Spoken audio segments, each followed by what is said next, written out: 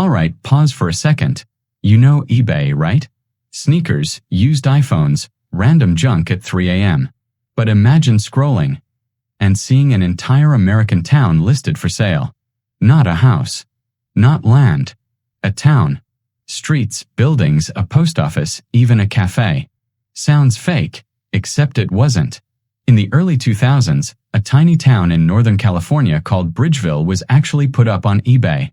Multiple times. We're talking about 83 acres, a real population, real infrastructure. One auction even hit nearly $2 million in bids.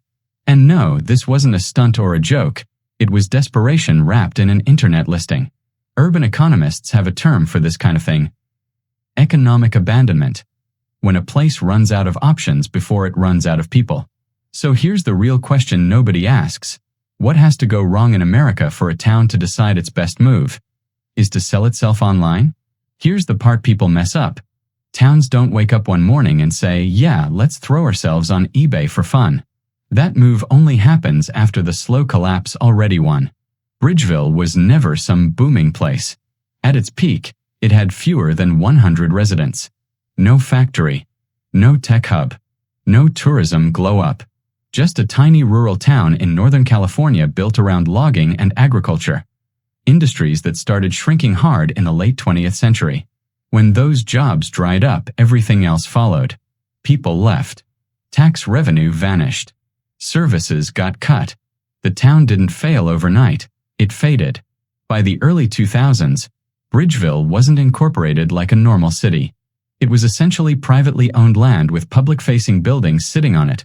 A general store, a post office, a few homes, and a bar that doubled as the town's social center. That detail matters, because legally, you can't sell a municipality. But you can sell land and buildings if one family or group owns them. And that's exactly what happened. The owners tried traditional real estate channels first. No serious buyers. Too remote. Too small. Too risky.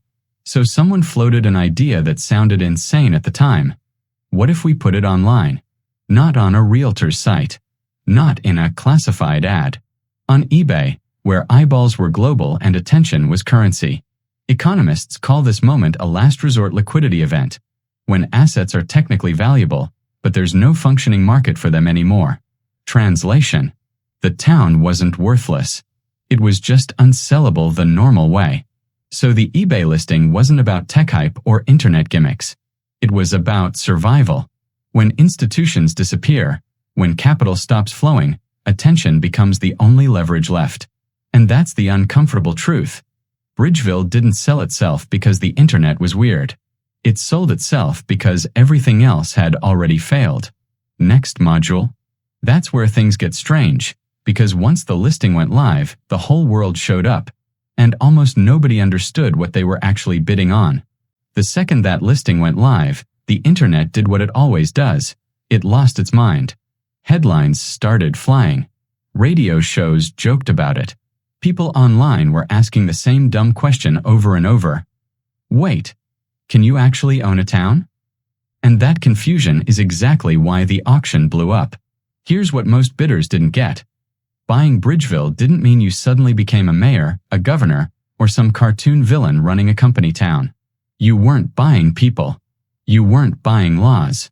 You were buying land and buildings, roughly 83 acres, a handful of structures, and the rights that come with private ownership. Roads, still public. Residents, still free. Government, still not yours. But perception does wild things to price. Once media attention hit, the bids started climbing fast. Regular people, speculators, and a few serious investors jumped in. At one point, the price pushed close to $2 million. On paper, it looked like a miracle, a dying town saved by the internet. Then reality punched back. The highest bidders walked away. More than once. Financing fell through. Due diligence exposed the boring, unsexy truth. Aging infrastructure, limited income potential, zoning headaches, and the fact that attention doesn't pay property taxes. The auction had created hype, not certainty. This is where experts in real estate economics get blunt. Illiquid assets attract unserious money when exposed to mass attention. In plain English, People love the idea of owning something iconic until they see the spreadsheet. So the town went back on eBay again and again. Each time, the story got louder. And each time, the ending stayed the same. Bids came in, reality set in, and deals collapsed. Here's the weird part nobody talks about. The eBay sale technically worked. It did exactly what it was supposed to do. It made a forgotten town visible to the world. The problem: visibility isn't the same as viability. And that leads to the bigger question: if attention can inflate value but can't sustain it, what was Bridgeville really selling in the first place? That's where this story stops being about one town and starts being about the country. Here's where the story stops being quirky and starts getting uncomfortable. Bridgeville didn't fail because of one bad decision or one bad owner. It's a textbook example of what urban planners and economists call rural hollowing. When small towns slowly lose jobs, people, and political relevance until they're technically alive, but economically invisible. By the early 2000s, thousands of U.S. towns were already on that same path. Bridgeville just said the quiet part out loud. The eBay listing wasn't really about selling land. It was about selling attention. Once traditional capital exits a place, attention becomes the last remaining asset. That's why experts point out something brutal but true. Modern markets don't reward stability, they reward story. And Bridgeville had one hell of a story. A town for sale online sounds like innovation, but it's actually a distress signal. After the auctions fizzled out, the town didn't magically rebound. It survived, barely. Ownership changed hands eventually through conventional deals, not viral stunts. The post office stayed open. A few residents held on. But the underlying reality didn't change. Small towns don't collapse because nobody cares. They collapse because systems move on without them. And here's the part that should make you pause.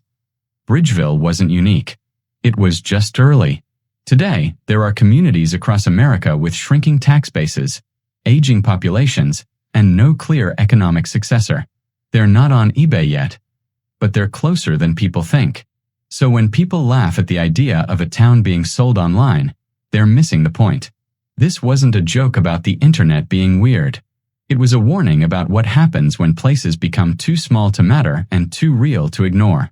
Because once a town turns itself into a product, the real question isn't who buys it. It's how many more are quietly lining up next. If you think this sounds wild, hit that like button, subscribe for more unbelievable stories, and comment. Would you actually buy a town if you could?